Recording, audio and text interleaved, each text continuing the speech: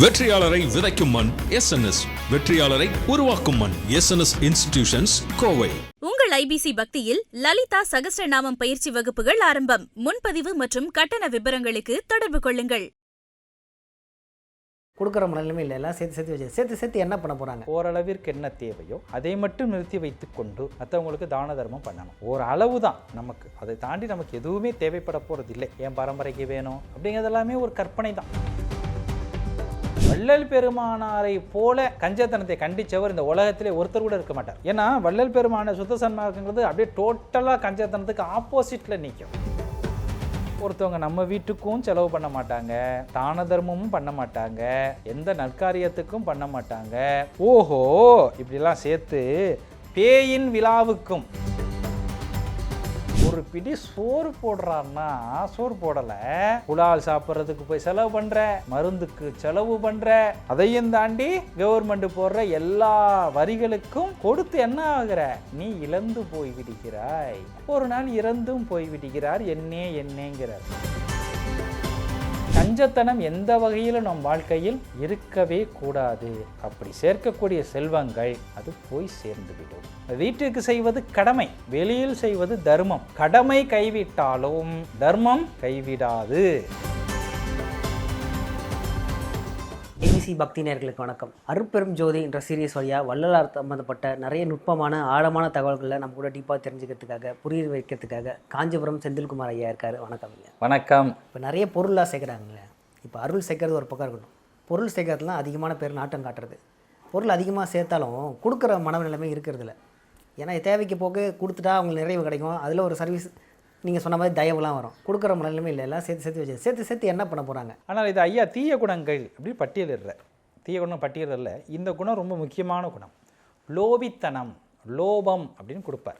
லோபம்னா கஞ்சத்தனம், கருமித்தனம். ஆமாம், அதாவது நம்முடைய வாழ்க்கைக்கு ஓரளவிற்கு என்ன தேவையோ அதை மட்டும் நிறுத்தி வைத்து கொண்டு மற்றவங்களுக்கு தான தர்மம் பண்ணணும். ஒரு அளவு தான் நமக்கு, அதை தாண்டி நமக்கு எதுவுமே தேவைப்பட போகிறது இல்லை. என் பிள்ளைக்கு வேணும், என் பேரம்பேத்திங்களுக்கு வேணும், என் பரம்பரைக்கு வேணும் அப்படிங்கிறது எல்லாமே ஒரு கற்பனை தான். ஏன்னா உன் பிள்ளை காலத்தில் உன்னையோட அதிகமாக சொத்தும் சேர்ப்பான், இல்லை அவன் பிள்ளை காலத்தில் அதை விட நாட்டுக்கு ராஜாவே மாறுவான். அதாவது இவங்களுடைய கற்பனை. என்ன தேவை அவன் சேர்த்துக்க போகிறான், அதை சேர்த்துக்க போகிறாங்க. அவங்களுக்கு நல்ல ஒழுக்கத்தையும் கல்வியையும் ஒரு தந்தையும் தாயும் கொடுத்தால் போதுமானது. நல்ல ஒழுக்கமும் கல்வியும் இருந்தால் அந்த குழந்தை எங்கேயும் பொழைச்சிக்கிறோம், ஒன்றும் பிரச்சனை. வெறும் கல்வியை மட்டும் கொடுத்தால் சிக்கல்கள் தான், பிரச்சனை இருக்குது. நல்ல ஒழுக்கத்தையும் கொடுக்கணும், கல்வியையும் கொடுக்கணும். அப்போ இந்த கஞ்சத்தனத்தை வள்ளல் பெருமானாரை போல கஞ்சத்தனத்தை கண்டிச்சவர் இந்த உலகத்திலே ஒருத்தர் கூட இருக்க மாட்டார். ஏன்னா வள்ளல் பெருமான சுத்த சன்மார்க்கங்கிறது அப்படியே டோட்டலாக கஞ்சத்தனத்துக்கு ஆப்போசிட்டில் நிற்கும். அவர் அப்போ நிறைய கஞ்சத்தனங்களை பார்த்துருப்பாரு. ஆமாம், ஏன்னா இங்கே மொத்தமே தர்மம். கஞ்சத்தனங்கிறது என்ன? எல்லாம் தனக்கு வேணுங்கிற எண்ணம் தான் கஞ்சத்தனம். கொடுக்கக்கூடாது, இதானே எண்ணம். ஏன் கொடுக்கக்கூடாதுங்கிற எண்ணம் வருது? எனக்கு வேணும், இதுதான் எண்ணம். இது ஐயா ஒரு பாடலில் சொல்கிறார்.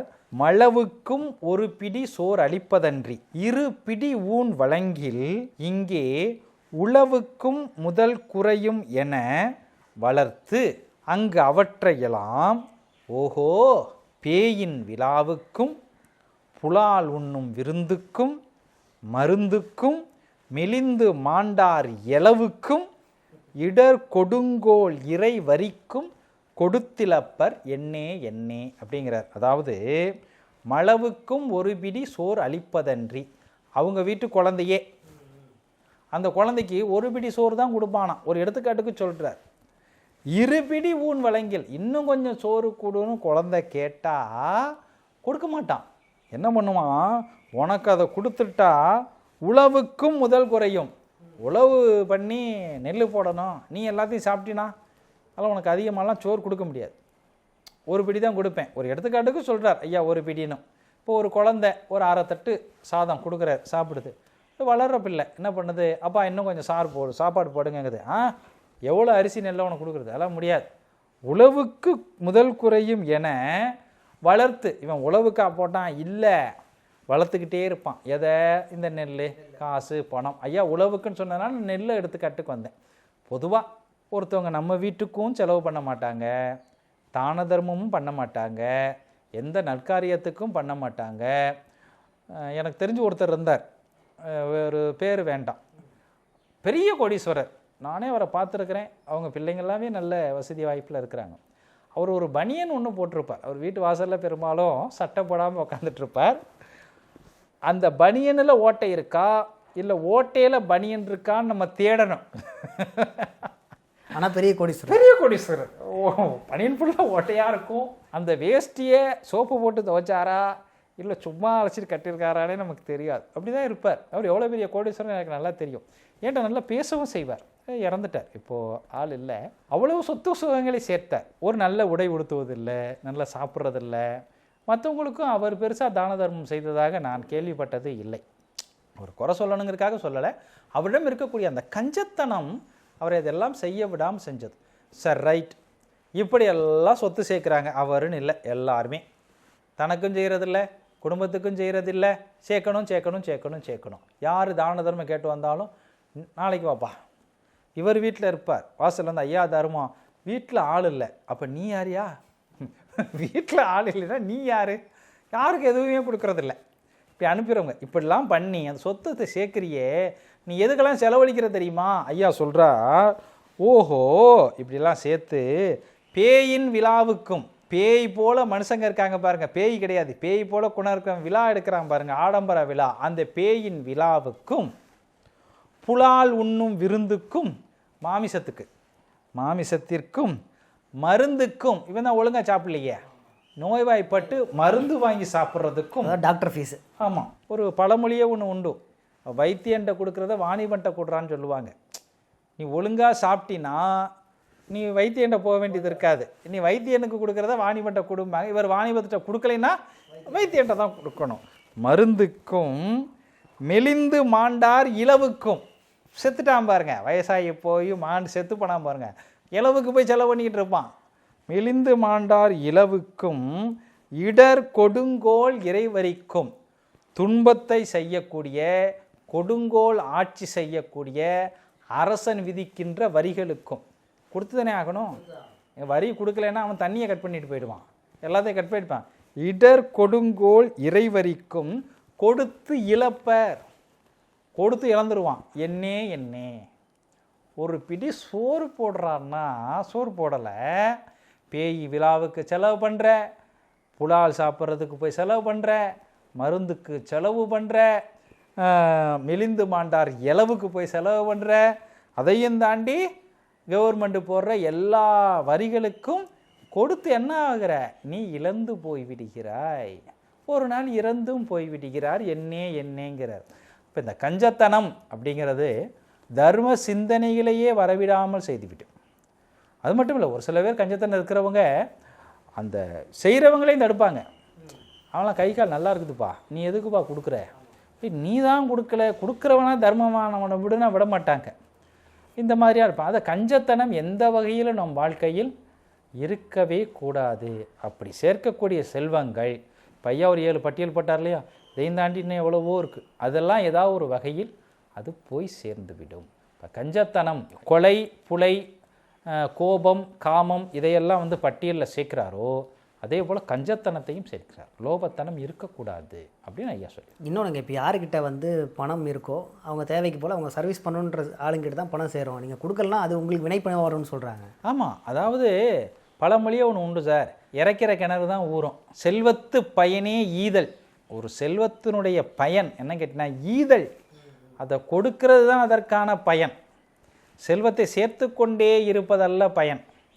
செல்வம் என்கிட்ட 1 லட்சம் இருக்குது அப்படின்னா 80,000 90,000 வீட்டுக்கு செலவு பண்ணேன்னா 10,000 நான் கொடுக்கணும். வீட்டுக்கு செய்வது கடமை, வெளியில் செய்வது தர்மம். கடமை கைவிட்டாலும் தர்மம் கைவிடாது. அதனால் நம்ம கண்டிப்பாக அவசியம் தர்மம் பண்ணணும். அது எந்த வகையில் வேணாலும் பண்ணலாம். ஒரு உணவுக்கு கொடுக்கலாம், நோய்வாய்ப்படுறதுக்கு கொடுக்கலாம், காலையில் சொன்னேன் இல்லையா, ஒரு கல்லூரி உதவித்தொகைக்கு கொடுக்கலாம். இல்லாதவர்கள் நிறைய பேர் இருக்கிறாங்க. கேட்குறதுக்கு அவங்க அச்சப்பட்டுக்கிட்டு இருப்பாங்க. இப்போது தர்மம் கேட்பவர்கள் கதை வேறு.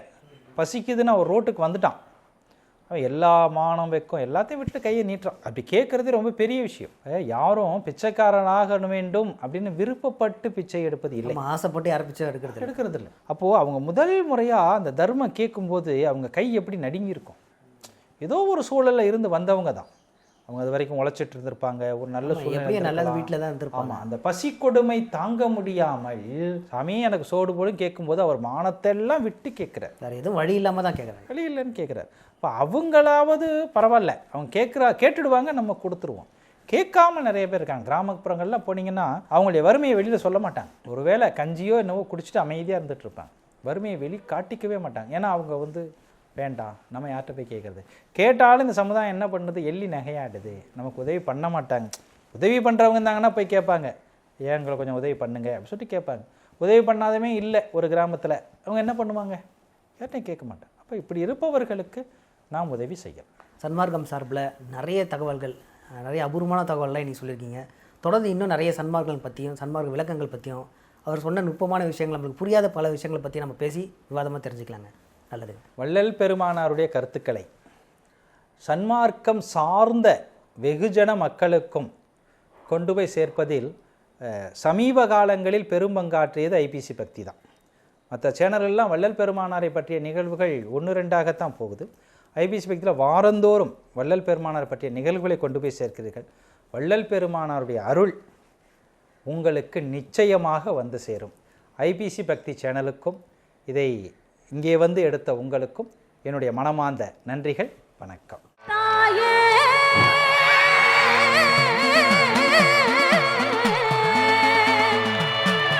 மாந்தாங்குட்டி காளியே மனசிறங்கி வாடிய தாயே,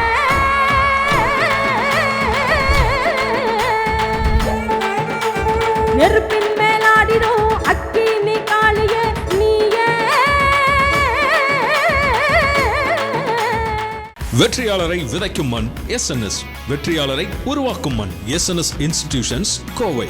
உங்கள் ஐபிசி பக்தியில் லலிதா சகஸ்ரநாமம் பயிற்சி வகுப்புகள் ஆரம்பம். முன்பதிவு மற்றும் கட்டண விபரங்களுக்கு தொடர்பு கொள்ளுங்கள்.